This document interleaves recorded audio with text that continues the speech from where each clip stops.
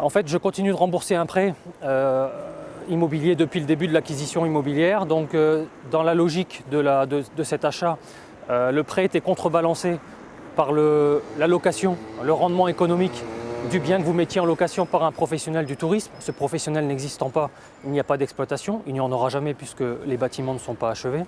Et donc d'un côté je rembourse un prêt, je suis propriétaire de quelque chose qui n'existe pas. Donc forcément, réfléchissez après tout à chacun. Dans une vie, vous avez un salaire, vous avez un prêt qui de l'ordre de 400 à 500 euros par mois, qui finance quelque chose dont vous n'aurez pas la jouissance. Forcément, ça amène des choix personnels à faire. Et au-delà de cette difficulté économique, c'est aussi d'un point de vue psychologique de devoir supporter quelque chose dont vous savez que vous ne pourrez pas en tirer le profit. Voilà.